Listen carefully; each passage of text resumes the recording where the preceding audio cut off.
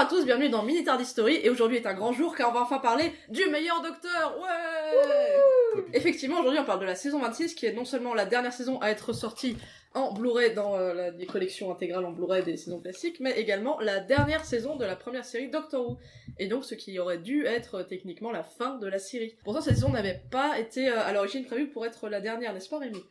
C'est ça, il y aurait dû avoir d'autres saisons derrière. Une saison 27 avait déjà été commencée à être écrite, pas tournée, et ça aurait été le développement du plan de Cartmel qui aurait visé, alors j'ai plus tous les détails en tête, mais à transformer le Docteur un peu en une sorte de demi-dieu, donc The Other, qui aurait participé à la fondation des Seigneurs du Temps et de Gallifrey. Il y a quelques éléments dans la saison du coup 24 et 25 qui laissent supposer en tout cas ça. Sauf que bah voilà, ça s'est arrêté net avec cette saison 26 qui est d'ailleurs assez courte. Personnellement, c'est une saison que j'adore. Je trouve que malgré ses effets visuels, bon, kitsch ici, mais on parle quand même de Doctor Who, elle est quand même très moderne dans les thématiques qu'elle aborde. Et aussi, elle se rapproche aussi assez de ce qui s'est fait dans la New Who, finalement, par sa façon d'établir des genres de fils rouges et de développer les personnages sur plusieurs épisodes. Qu'est-ce que tu en penses, Julien, de cette saison ? Bah, c'est surtout, surtout ce que j'ai remarqué, c'est que le développement de Ace, en fait, qui devient vraiment un personnage un peu à la Clara, j'ai l'impression, où tous les épisodes tournent un peu autour d'elle, un peu, ça se rapproche beaucoup de la New, mais c'est normal puisque c'est la fin des classiques, donc.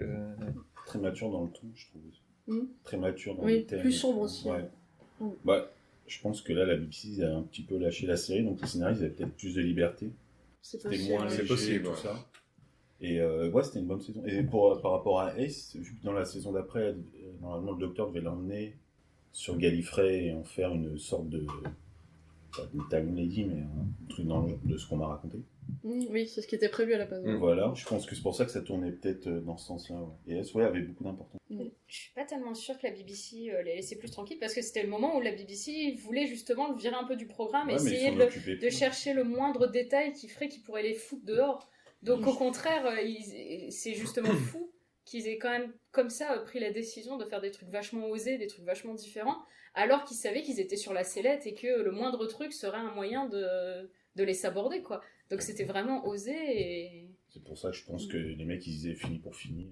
Ouais, c'est peut-être un peu ça. C'est du bon foutu, on y va. Ouais, je pense que Andrew Cartmel avait vraiment, et puis les autres de la production avaient vraiment des idées d'essayer de rénover le truc, de faire un truc de plus en plus moderne, parce que la fin des années 80, c'est le moment où vraiment les séries télé ont commencé à changer. Et Doctor Who, c'était plus moderne. Enfin, il y avait certains trucs. Il me semble que Doctor Who, c'était la dernière série qui était produite à la BBC avec des caméras multiples et des épisodes multiples pour la même histoire. Et c'était le dernier, c'était le résistant. Voilà. Et donc du coup, je pense qu'ils ont aussi voulu essayer de moderniser la série en incluant des trucs nouveaux, je pense. Mais les 3 derniers épisodes de la saison forment une sorte de trilogie en fait qui développe le personnage de Ace en développant sur son passé, ses relations avec sa mère, etc. Et c'était assez nouveau finalement parce que les compagnons jusque-là étaient pas spécialement développés en tant que personnage, il n'y avait pas tellement d'évolution finalement. Ah, mais c'est surtout une évolution au niveau... voilà, on apprend tout son désamour avec sa mère, enfin tout qu'elle rencontre après, enfin bon, il y a tout un truc comme ça et c'est vraiment parce que des évolutions de personnages il y en a, des évolutions de compagnons il y en a, mais là c'est vraiment une évolution au niveau de la famille du compagnon, enfin de la compagne du coup. C'est ça qu'on n'avait jamais vu avant. Ça prend en épaisseur parce que pas sûr que sur une Mel Bush ou une Perry Brown t'aies autant d'informations quoi. Ou autant d'évolution d'ailleurs. Jamais eu. C'était du faire valoir là pour exprimer l'incompréhension face à surtout Mel, malheureusement qui est censé être programmeuse informatique, on le rappelle. Ouais. On la verra jamais toucher un ordi. jamais. Alors que là, Ace est vraiment très bien traité. Cette saison est une excellente saison. Peut-être même l'une des meilleures des classiques, pas la meilleure, mais l'une des meilleures. C'est celle qui a un fil rouge en fond qui marche bien. Ouais, alors après, il y en a eu d'autres qui ont essayé le fil rouge sur plusieurs arcs sans faire toute une saison. Il y a eu la trilogie de Space, la Key to Time, etc. Mais ça restait un peu, on va dire, ronflant, en tout cas pour moi. Là, pour le coup, c'est vrai qu'il y a un vrai sens de modernité derrière. Et le plus grand regret, c'est de pas avoir eu une saison 27 en 91 ou autre, qui aurait fait le lien et qui aurait peut-être justement modernisé la série, fait des épisodes uniques, avoir un format de 45 minutes, et on aurait peut-être jamais eu de hiatus. Et jamais eu la fin que le 7e Docteur a eu. Ah, si on peut appeler ça une fin. Je sais pas s'ils auraient tellement changé le format parce que déjà quand ils l'ont fait revenir en 2005, ils hésitaient à repartir en format C'est vrai. épisodique. Ah ouais. Et où c'est C'est Russell vrai. T Davies qui a dit mais c'est absolument pas moderne. C'est pas parce que je reprends Doctor Who que je dois faire tout comme Et avant quoi. il y avait Ah, il a eu raison, hein. il y avait eu sous l'ère Colin Baker, c'est-à-dire des tentatives de faire des épisodes de 2 fois 45 minutes. Oui, c'est ou vrai autre. que ça Et change un peu. ça avait Ça n'a pas marché Ouais, du tout. Ça avait pas marché. long. Là où je trouve que la série est assez moderne aussi, et c'est assez drôle quand on voit les gens qui râlent, qui se plaignent pas mal du fait que Doctor Who serait devenu politiquement correct avec le changement de docteur, avec le nouveau docteur femme et le nouveau showrunner. Écoutez bien. C'est assez marrant parce que je trouve que cette saison, qui est 30 ans plus vieille, par rapport aux autres saisons classiques, amène pas mal de diversité, finalement. Et des thématiques assez modernes, comme dans l'épisode Ghostlight, qui est basé justement entièrement, on va dire, sur le fait d'accepter le changement. C'est ça.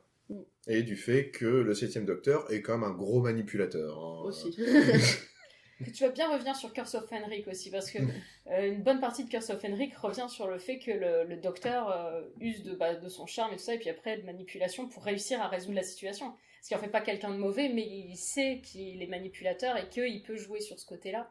Et je vais pas dire en quoi, mais une bonne partie de la résolution joue là-dessus, et c'est vrai que c'est vraiment un docteur très très manipulateur qu'on avait déjà vu pas mal en saison 25, la précédente. On avait déjà ces côtés-là qui commençaient un petit peu à arriver. Et, C'est un docteur plus sombre. Ouais, Oui. voilà. Par rapport à ses prédécesseurs, c'est-à-dire. Ouais, Et en même temps, assez croonesque. Oui, c'est ça que j'aime bien, c'est ça que j'adore chez ce docteur-là, c'est son côté Colombo, en fait. C'est-à-dire qu'il arrive comme ça avec son chapeau, sa tenue ridicule, Il prend son pas au parapluie, sérieux, comme ça. C'est un clown, c'est un mec que personne prend au sérieux, qui a l'air un petit peu lunaire, un petit peu paumé, comme ça. Et en fait, c'est un air qui se donne pour cacher qu'en fait, il est extrêmement intelligent et extrêmement manipulateur. Il a toujours un ou deux coups d'avance sur les autres. C'est ça. Mm. Il joue aux échecs, en fait. Ouais. Il y a toute une métaphore avec les échecs dans Qu'on l'épisode de retrouve, Curse of Fenric. Ouais, et c'est ce côté-là, oui, justement, que j'adore, c'est le côté joueur d'échecs, stratège, qui cache ses véritables intentions.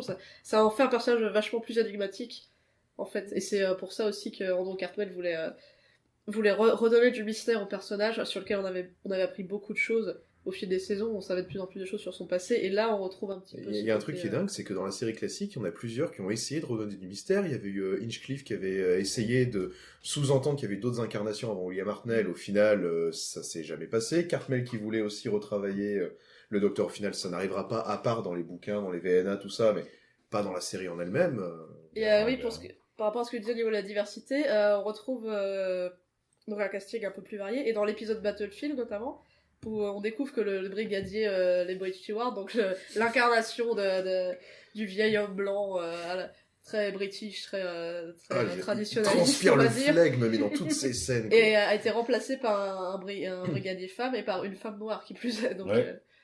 Je me souvenais plus du tout quand on a revu ça. On dit mais pourquoi on se plaint aujourd'hui? mais c'est drôle, Ouais, du c'est coup, ça. tu te rends compte qu'ils se drôle plaignent parce de que choses qui avaient déjà lieu il y a 30 ans. Quand quoi. ils viennent chercher le brigadier, du coup, quand il est dans l'hélicoptère, il passe 2 épisodes dans l'hélicoptère. Ouais, c'est vrai, au début. Et il demande, l'autre, il lui parle du nouveau brigadier, il fait oui, comment il est cet homme-là? Oui. Il fait non, Non. c'est pas un homme.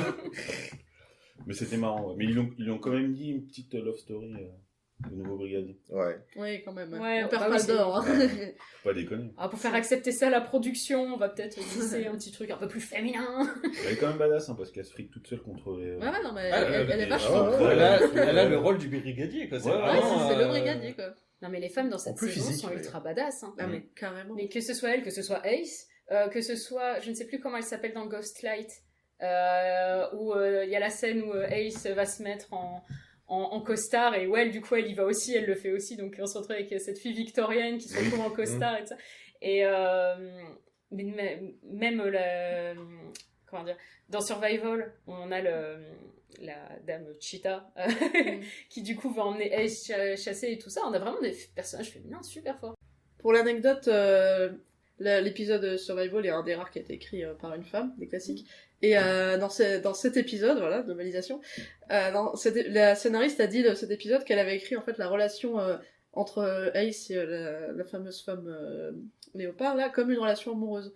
C'est-à-dire que potentiellement Ace aurait pu être écrit comme un personnage bisexuel. Après, ça reste ses propos, bien sûr, dans la série, il n'y a pas de... Ça transpire pas. Peut-être plus... Non, Ah, pas. peut-être plus dans l'animalisation, je ne sais pas, mais elle a dit l'avoir écrit avec ce sous-texte-là. Parce que c'est visible, quoi. Il le dit jamais clairement, mais on sent vraiment Bah, le il y a sous-texte. des petites allusions, ça peut être de enfin, l'amitié, enfin aussi, tu sais pas trop. Elle est Ouais, très mais t'as proche, d'autres trucs. il y a une scène où ça- elle lui caresse la joue, enfin, C'est un tu côté sens qu'il y a une félin, ambiguïté, c'est un ouais. côté félin aussi qui marche avec l'épisode, quoi. Ouais, mais t'as aussi d'autres trucs où, par exemple dans Ghostlight aussi, où t'as des trucs un petit peu ambigus et tout ça. C'est vrai Et qu'il y a ça beaucoup marche bien, d'interprétations en fait. libres, Dans hein. Battlefield aussi, il y a une petite qui les suit. Et, Ouais, ils c'est sont vrai très qu'elle a une proches et pote tout. aussi. Ouais. Oui, dans la Battlefield. nana dans Battlefield, Ouais, ouais, ils ouais, sont c'est assez vrai. proches aussi. Assez, même qu'ils sont dans le cercle de craie, là, Oui. ils commencent à se friter, mais tu sens qu'il y a un truc. Oui, Dans- tu sens que c'est justement Ma leur fille dans amitié les qui bras, réussit ouais. ouais, voilà, à lutter contre cette espèce de cercle qui essaye de les obséder. Et elle, justement, c'est le fait qu'elles s'apprécient qui fait qu'elles arrivent à surmonter ça. Enfin, Ouais. et du coup, bon, moi j'aime bien cette idée que, bon, même s'ils l'ont pas dit, ça transpire et que Ace, ça serait la première compagne bi et que. Enfin, moi, j'ai toujours vu comme ça, en fait. Ouais, en pareil, fait. Ça paraît tellement évident, en Ouverte, fait, quoi. Ça naturel. va bien avec le personnage de Ace, en plus, on Ouais. s'imagine bien. Qu'est-ce que vous pensez de ce personnage, globalement? Moi, c'est ma compagne préférée. Pareil. Je suis pas objective. Ace, mais- ouais. Toi aussi? Ouais. Moi, j'attends qu'une chose, c'est qu'elle revienne. Mais ouais, mais ramenez-la. Il y a moyen en plus d'avoir un nouvel arc narratif avec elle et pas juste de la faire revenir dans son même blazer avec sa batte de baseball. On sent d'ailleurs le spot promotionnel qu'elle avait fait pour le coffret Blu-ray. Enfin, c'est ça qu'il faudrait faire pour réintroduire le Mais personnage. l'actrice a envie de revenir, Et je crois ouais, qu'elle l'a mais- dit. Hein. C'est Bon, comme- après, c'est pas ma compagne préférée, mais je pense quand même qu'elle est dans mon haut de panier. Elle fait partie de mes préférées. Parce qu'elle a une belle que- évolution aussi. Ouais, elle a une belle évolution. On peut facilement s'identifier à elle pour plein de trucs. Et elle a aussi beaucoup de points de vue que nous, on partage. Et où du coup, vraiment, parfois, elle a des discours, elle dit « je suis trop d'accord !» Elle a aussi ce côté de truc, il y a quelque chose qui va pas. Allez, des explosifs. mais ça Oh, aussi, mais c'est ça, c'est cool. génial, quoi. Un peu de nitro. Ouais, la scène où justement elle doit déblayer l'entrée du tunnel dans Battlefield. Où ils sont là avec leur petit marteau, C'est je sais ça. plus trop quoi, puis elle arrive, elle dit, attendez, Et le mais docteur qui lui fait on mais devrait c'est avoir sérieux. une... pro. Ça, non Non, c'est Battlefield avec le C'est docteur qui lui dit on Battlefield, devrait ouais. avoir une longue discussion sur les mesures de sécurité. Parce que c'est gouré sur la longueur de Ah oui. Elle dit, vous avez 30 secondes, et puis ça explose au bout de 5, je crois. Mais elle le refait quand même dans Curse of Fenric où il y a les Russes, les soldats russes qui sont en train d'essayer d'ouvrir un passage avec des petits burins. c'est où elle fait bon bah les mecs dégagez, laissez faire Faire les les femmes. pros. Et donc elle le fait plusieurs fois. Mais c'est vrai qu'elle est super Elle est badass quoi. Bah, même la toute dernière phrase de la série classique, on va dire, quand le docteur lui demande où est-ce qu'elle veut aller, qui a dit à la maison, en parlant du Tardis, c'est quand même. Ah bien, oui, quoi. ça ouais. c'est beau ça. Et après, ils s'en vont. Bah, surtout avec l'épisode qui démarre en disant bah ouais je vais revenir à la maison pour voir mes copains et Ouais. en parlant de Perryvale et que du coup ben elle s'est bien rendu compte qu'il n'y avait plus rien pour elle à Perryvale. Mm. quoi. Tout, ouais. Puis c'est une des rares compagnes en plus qui a vraiment une relation presque comment dire, presque père-fille avec le docteur en fait. Elle le voit plus comme une figure paternelle. Ce qui est assez drôle quand on pense au fait qu'elle est à peine plus jeune que Rose finalement. On aurait presque retrouvé ça avec le 12e docteur et Bill finalement. Enfin, Oui. cette relation qui est professorale d'ailleurs, elle Bah, appelle pas c'est docteur mais vraiment, ouais, professeur. ouais, Et c'est rafraîchissant aussi de ne pas vouloir qu'ils aient des romans sans arrêt entre les compagnes et les docteurs. Et... Je sais pas, je trouve que les relations marchent mieux, il y a une vraie complicité qui s'en dégage en fait. Oui, ça devrait être ça. Et puis on sent qu'ils s'entendent, comme tu disais, ils s'entendent Ah oui, vraiment la bien chimie est en parfaite. en vrai. Hein. Non mais c'est vrai que mais un peu comme Bill qui dit qui fait passer le docteur pour son grand-père. Mais en fait t'as vraiment l'impression que c'est son grand-père et tu te dis mais Ouais, par c'est rapport ça. avec Suzanne mais ça marche voilà. beaucoup mieux Bah comme oui. relation familiale c'est Et, fou. et du coup, comme relation, elle peste, elle est pas d'accord. Parfois, elle lui dit franchement, elle l'envoie chier Mais ouais, aussi, c'est pour ça que C'est quelques vrai qu'il reprises. envoie vraiment chier. Le docteur, d'habitude, il a l'habitude d'être suivi par à peu près tout le Aveuglément, monde. Je pense que depuis Romana, il y avait pas grand monde qui lui répondait et osait. Enfin, il y avait Perry qui essayait, mais il s'en foutait complètement. Bah, Et, et- mais sinon, à Il y chaque avait fois, Adric, ils mais il l'a essaient pas et fait le docteur longtemps. Il y s'en avait fiche, Adric, alors ouais. que là, il l'écoute, quoi. Lui, il a explosé d'un coup. Mais c'est vrai il y a Tegan et tout ça qui essaye à chaque fois, qui râle contre le docteur, et le docteur s'en tape, alors que là, il prend vraiment en compte son avis. Et c'est vraiment rafraîchissant. C'est une équipe. du coup. Ouais, c'est vraiment, ils sont fusionnels, quoi. Mm. ça. Pour terminer, du coup, est-ce qu'il y a un épisode dans cette saison qui vous a particulièrement marqué pour une raison ou pour une autre? Ghostlight. Ouais, Ghostlight. Moi, j'ai Ah. un truc quand même, c'est que les 3 premiers épisodes sont quand même très compliqués pour pas grand chose. En fait, il se passe tellement de sous-intrigues que c'est dur à suivre, en fait. Mais après, les 3 premiers, je trouve, c'est un peu équivalent. Ils sont tous très bons, on suit ça, mais ça passe tout seul. Mais ils sont vraiment très compliqués quand même. Faut regarder C'est plus. chargé. Faut regarder ça plusieurs fois pour. Bah Ghost Light, j'ai adoré, j'ai rien compris, mais j'adorais. Ouais, c'est exactement ça. Mais c'est vrai que Ghostlight, il y a un côté très atmosphérique qui fait que bon, si tu comprends pas trop, c'est pas très grave. C'est Après, c'est joli. vrai que c'est vrai que sur Battlefield et Curse of Henry, qui te rajoutent des détails qui te perdent. Il y a 20 000 personnages. Hein, ce soir, Ouais, ah oui, on les avait oubliés. Bah, par exemple, tout le brigadier qui doit aller à Londres pour récupérer un truc et repartir. Mais il passe sa vie dans l'hélicoptère. Et du coup, ça complexifie beaucoup les scénarios. Hein, c'est fou. Mais ils arrivent quand même à te claquer des petites scènes qui relèvent du génie, comme à la fin de Battlefield, quand les deux, t'as Mordred et je sais plus comment d'ailleurs, se battent à l'épée, et t'as juste le 7ème Docteur qui passe entre deux en soulevant son chapeau. Ah oui. Elle est magique cette scène-là. Et il y en a plein de petites... J'ai toujours, voilà, ouais. j'ai toujours pas compris Battlefield. Hein. Pourquoi il l'appelle Merlin? Pourquoi... En fait, ils Bah, le prennent pour Merlin et lui se fait passer. Du coup, il se ouais. fait passer pour Merlin. Non, c'est parce qu'en Non, je crois que fait, c'est une lui, incarnation Merlin. future Non, parce de qu'au lui début, il sera dit que- Merlin. Oui, voilà, Voilà, il ça- sera Merlin. Ça mais plus faisait tard. partie aussi du plan Cartmel. Hein. Voilà. Donc, on n'a pas encore vu en Merlin. Non, on n'a pas vu en Merlin. Ah non, mais Ah. peut-être que- Joe Martin, c'est peut-être Merlin. Bah, J'aime bien cette théorie.